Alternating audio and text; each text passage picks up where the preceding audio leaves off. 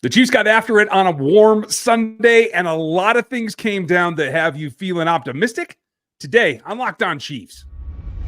From the land of the free and the home of the Chiefs, this is the Locked On Chiefs podcast.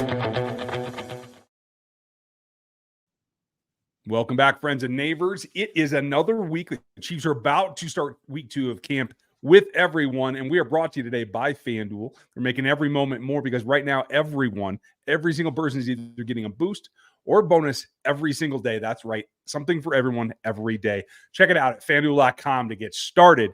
We have a ton right now that we have to get updated. A big day. Last day in pads. Tomorrow's a 10-10-10 practice, but Chris was there, and he's going to give you his insight from the field. You can find all of his work at ChiefsCorner.com.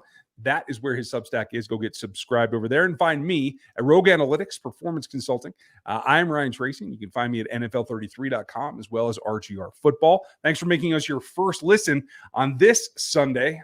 Going into Monday, make sure you check out another Locked On show for your next one because we are covering the entire league 5 days a week. Plus, just like we start right here on this YouTube channel, we are free and available on all the platforms for free all the time.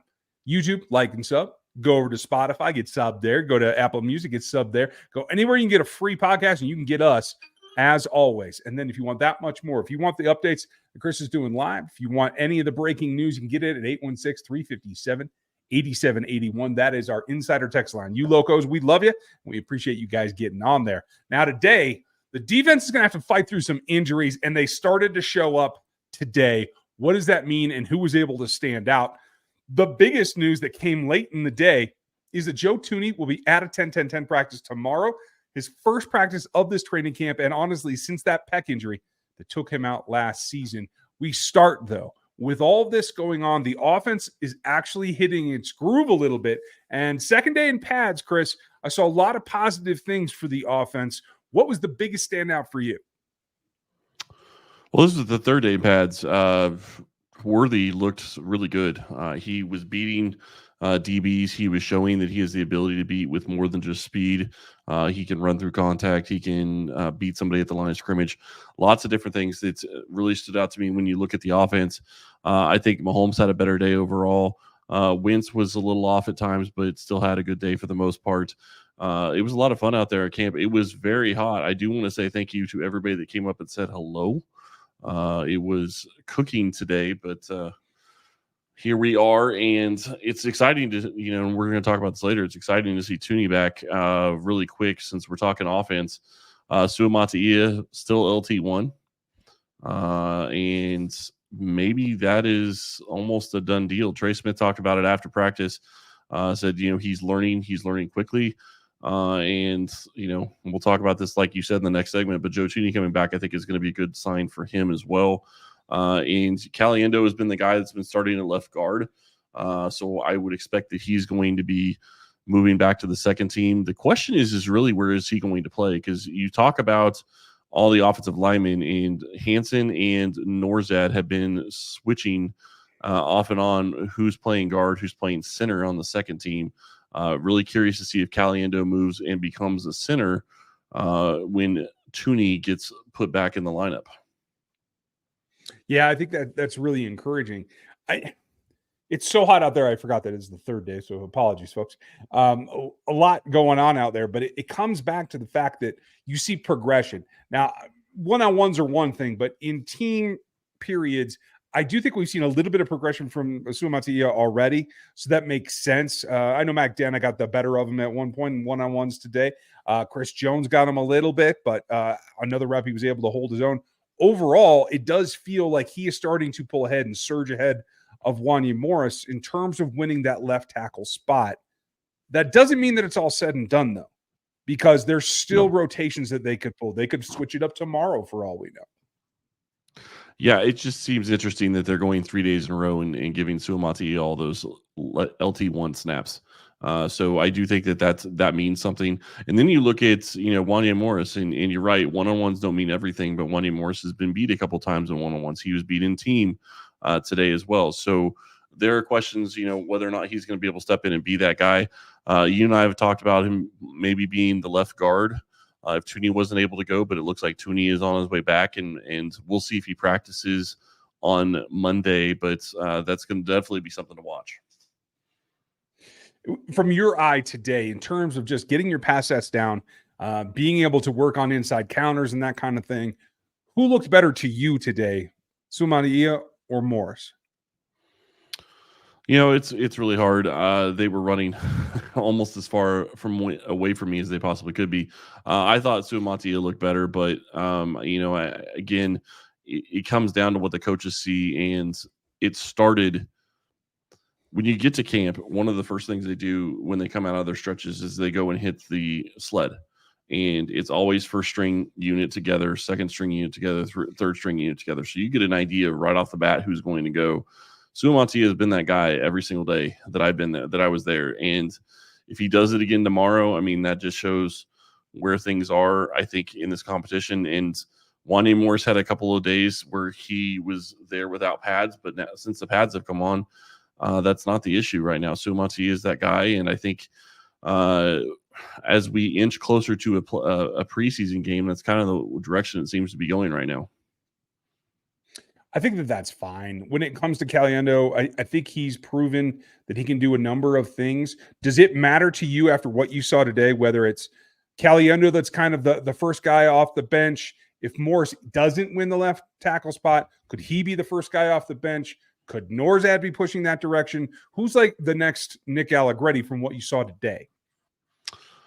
I considering where Caliendo's been playing, I would think that it would be Caliendo. Whether or not that ends up being the case when we get to a point where we actually see that is going to be a question. You're going to get a better idea tomorrow, and maybe not even tomorrow. I mean, with 10-10-10s, it's a question of whether or not they'll go into a situation where they bring in sixth offensive lineman in. They've done it multiple times with the days that I was there. Several plays with the quarterback split out, which obviously is going to be interesting if they're going to use that this year.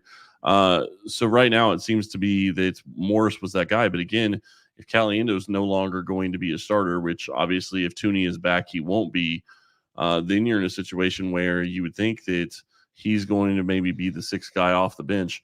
But we'll see. I mean, it also depends. You would think that it would be Morris. Morris has a little bit more of an aggressive streak to an extent, but if Caliendo has shown him enough to step in and be that starting guy behind Thuney, maybe he's going to be the sixth offensive lineman as well. And he can do three different positions. That's what I'm really looking for, is who can be the next utility guy that can do a little bit of everything. Luckily, he doesn't have to be a starter because Joe is on the road back. What does that mean for him and everybody else involved coming up next? You love sports just like I do, and you love them so much you never want them to stop. But the playoffs have come and go. It's baseball season, and now it's training camp. There's always something to get into the action, and wherever you want to go, you can do it with one app on FanDuel and place any bets anytime you're in the mood. This summer, FanDuel is giving away to all customers either a boost or a bonus daily. That's right. There's something for everyone every day, all summer long. So head over to FanDuel.com. You can even take a look at the Chiefs right now. They are plus 600 for the next Super Bowl, the three-peat Super Bowl. You can go to FanDuel.com and start making the most out of your summer right now. There's still time left in this summer. FanDuel.com, the official sportsbook betting partner of Major League Baseball and the NFL.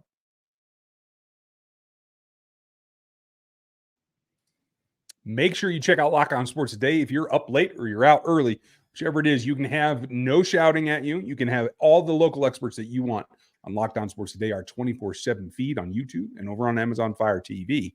Now, I'm fired up because this is one of the things I've been talking about for the last 3 or 4 months is when and if they get Joe Thuney back, it changes everything. Yes, it improves your left guard play. Even Joe Thuney, and I said this on RGR, you can go check out my in-depth piece on that as well. Even if Joe Thuney's 90%, he's markedly farther advanced and a better player at the left guard position than anybody else on this roster could possibly be. That's not even a question to me. Does that enter your mind at all? I hope he's better than 90%, but yeah, I would agree. I think I would even go maybe down even to at least 80% from what we've seen from the other players on the Chiefs. And that's not really taking a shot at them. It's just what we've seen from Thuney is he is a pro's pro, and he is fantastic. He's one of the best guards in football. He is in the top 100, even after missing some time in the playoffs last year, as one of the best guards in football. And so I think you're looking at a situation where he's going to continue to be one of those guys that's one of the best guards in football. So it's not going to be hard for him to step in and be that guy. The thing that I'm encouraged about is if he's actually able to step in and play tomorrow, and considering there's no pads, maybe they will put him in there in that role right away. He's going to be next to Suamataia. At that point, he's going to be learning from, Suamataia would be learning from a guy that has been an all-pro and has been a fantastic guard and a fantastic offensive lineman and helped bring Creed and Trey Smith along as well. So I think that'd be a huge deal for him. I think that's the bigger point of it. Yes, it's great to improve your left guard play, but it's improving what is the crutch that any young tackle has to rely on. Not just Suamataia as a rookie, but even Wanya Morris, who we did not see as much progression as we would have hoped for last year. And yes, he does have a year under his belt, but he still needs that touch base. Having Joe Thuney to your right-hand side helps you play better. In, sideways, out, whatever it is. Whatever you have to do, that helps. But it's also, for me, the gap. It bridges the gap to Creed Humphrey and the line calls and what the right side of the line is doing. And it solidifies everything, in my opinion, that no offense to Mike Caliendo or Wanya Morris, if he had gotten that slot, if Joe was still out, as I had kind of hoped for, both those guys aren't Joe Thuney. So you're still a little bit less connected, a little bit less anchored, a little bit less together with Creed, Trey, and Juwan on the other side. And as we know, 5 offensive linemen has to play as a group, as one single fist, as you like to call it. Do you see the upside there more for Monteio with Thuney, or is there some other concern that you think is more important? I don't think there's any other concern that's more important. I think that you look at a situation with Suamataia and Thuney, and they need to get on the same page. If Suamataia is going to be your starter, they need to get as many snaps as they possibly can, and they need to get chemistry, because that is part of football, and it's something that people overlook all the time. Joe Thuney is fantastic, but until you actually get next to him and you start seeing how he moves, seeing how he does things, understanding how he's going to pass people off to you, it's all different until you get into that position and you're actually doing it. So it would be huge if Joe Thuney could come back, and it'll be interesting. He's going to be able to practice tomorrow because it's not a padded day, and I think that that's going to help. If he's going to step right into left guard one, that's great. The curious thing will be is when does he actually get to start coming back with pads on? I think he's got to wait 2 or 3 days for that. So, it would be one of those things where he's going to have to wait. But they are off on Tuesday and back on Wednesday. I still think he wouldn't be able to go padded practice until maybe the 1st, but I could be wrong on that. It's kind of the way that I lean as well, but any progress in this direction makes a lot of sense for me. It makes me feel like the offensive line as a unit has a chance then to come together a little bit before the first preseason game. Now, if there's a hiccup at all, if Wanya Morris gets with the one, say, on tomorrow's 10-10-10 practice, just to see the walkthrough, that throws a little hiccup in that progression, because if Wanya were to run with the ones here in the short term, in the next few days, I don't think that means that he's solidified anything, because Kingsley's had this run with the pads on, which I feel is more important. But it does mean that they're just less settled at who's going to play that role, in which case it's going to be about who can adapt and work with Joe Thuney the fastest. I would still put my emphasis on Suamataia, but I guess it's still up for grabs. And this is almost like resetting the last progression that we've seen since camp started, really, because Thuney's presence is so defining. It would make no sense for me for Suamataia to not be LT1 tomorrow. And the reason that is because you're in a situation where Thuney, you haven't played with him at all. This is his chance to actually play with him, get, some ideas to how he's going to handle things, have that, that communication when you're actually in the huddle. Yes, again, you're not going to be in pads, but at least you get that experience. You get a chance to maybe have a little bit of that chemistry start. You haven't had that at all. Morris has had some time with Thuney next to him, so he's got a little bit of experience there. So to me, I can't see why they would go back to Morris as the left tackle, the starting left tackle at this point, at least tomorrow. Maybe if you go back to, when they come back on Wednesday, if Thuney still isn't in pads, maybe if you're going to go back to Morris, that's when you go back for a day. But if you think that you've found who your left tackle is going to be, he needs to be the guy that's going to be left tackle one. And, it doesn't really matter if Thuney's not a guy that's running with the first team tomorrow. If they maybe try to ease him in and maybe run him on second team or something like that, I still think you have Suamataia going with the rest of the starters in that scenario. Yeah, it makes sense. And they got to battle a defense that isn't exactly at tip top right this moment either. What's going on with them and how are they fighting through it? Coming up next on the Locked On Podcast Network. Summer's in full swing and we're getting ready for football season. It doesn't matter whether you're trying to go to MLB right now and go see the Royals, or you're waiting on your preseason tickets, your Chiefs tickets for the regular season, or even those cold, snowy days. The best way to get it done is Game Time. It helps if you can plan. I fully admit that, but sometimes you just can't. And so last-minute deals are exactly what you're looking for, whether it's the section of the stadium that you want, whether it's the seat exactly that you want, or whether you're just looking for that last-minute super saver. You can save up to 60% on tickets last minute for sports, concerts, comedy, theater, anything at Game Time. This is really important. I sit in one section of Arrowhead, and I really love it. It's a zone deal, and when that comes up, I try to go all in because they give you all-in pricing with no hidden fees. It takes the guesswork out of getting tickets for Arrowhead, but for baseball as well. You can get it all at Game Time. So download the Game Time app, create your account, and use our code LOCKEDONNFL. You're going to get $20 off of your first purchase. Terms apply, but it's super simple. Create an account, use our code LOCKEDONNFL, and you're going to get $20 off of your first ticket purchase. So download it today. It's last-minute tickets. It's lowest prices, and they are always guaranteed. Chris, you were out there and got to see it for real this time. Chris Jones has a groin pull, per Andy Reid, was not able to go full, or was he even out there at all when they started? I didn't think that he practiced. He did not practice. He wasn't out there, I don't think, when they were starting to warm up. He walked out later with a Minihue, but he was on the field, as was Nazeeh Johnson. So both those guys were actually on the field. Or sorry, they were there. They weren't in pads. They didn't have their helmets. They just had their jerseys on. Justin Reed was out there. All the guys that have been hurting, and it's interesting. You look at it. Charles Minihue, Derek Nottie, Jalen Watson, now Chris Jones. I mean, you're talking about a ton of guys on defense that are still not practicing for the Chiefs. Justin Reed, I don't want to forget him in that lineup. That's 5 guys that maybe aren't all starters or really close to start, or it depends on where you put Watson and a Minihue. But the other 3 guys, I mean, Derek Nottie is a starter. Chris Jones is a starter. Nazeeh Johnson's been a starter. Justin Reed is obviously a starter. I mean, there's 3 or 4 different guys you could say are starters that aren't practicing right now for the defense. So that's something to watch over the next couple of days. It's going to be curious to see when they're able to come back from injury. Justin Watson was out there too. I know we're talking defense. Just want to throw that he was out there in his jersey, but he was, again, not practicing. So I still think it's going to be a couple more days back, probably after the break on Tuesday for him. At least Jones on the sideline.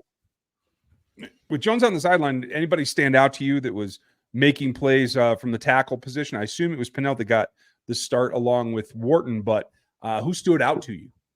It was Pennell and Wharton, and I think they did a good job. Wharton was the guy that went in, and he was the guy that was getting all the snaps with the starting group. So when you look at it, that was the direction they were going.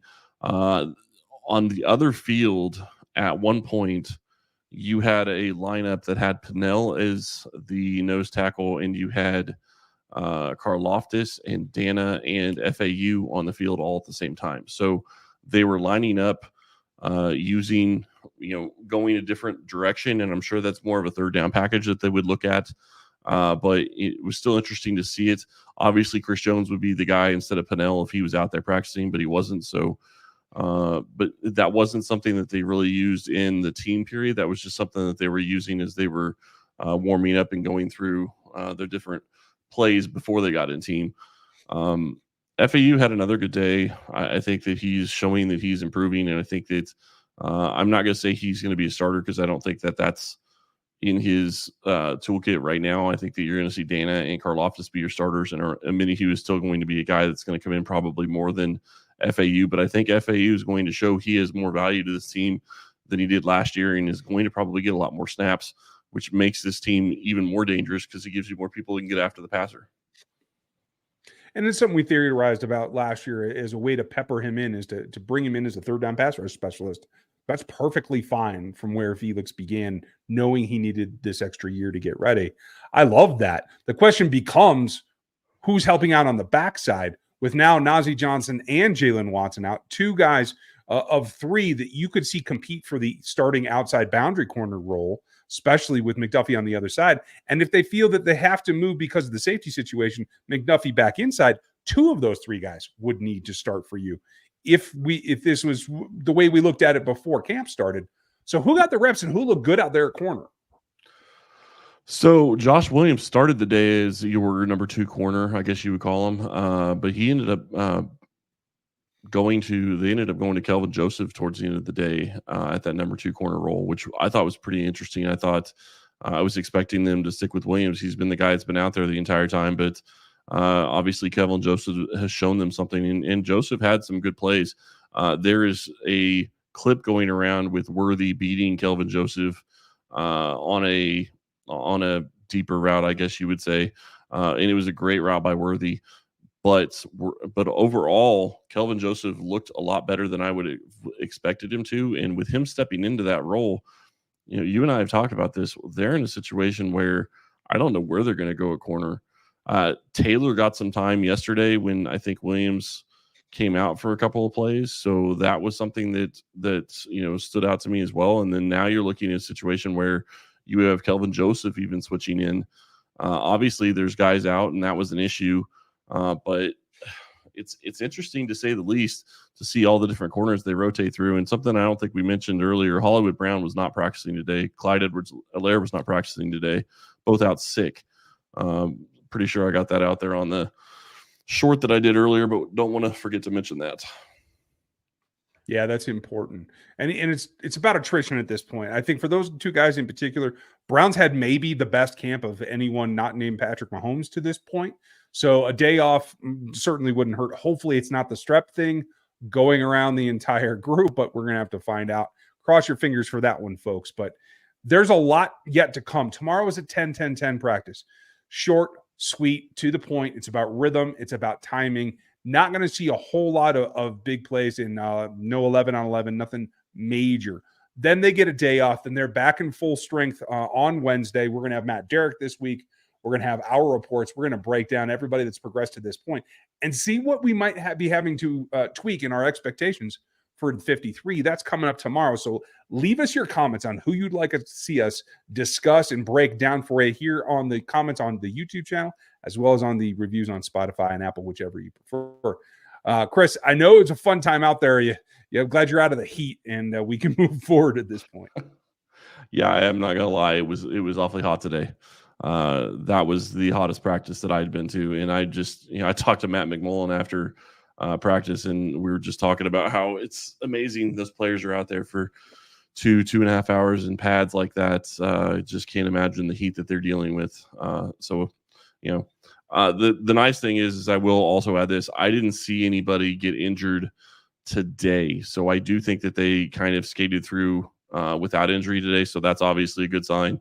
And the other nugget that I want to throw out there, and I know I got this out on Twitter, not sure I got it out on the short, Remigio and LRZ were the two front returners for the kickoff teams. So something to watch there.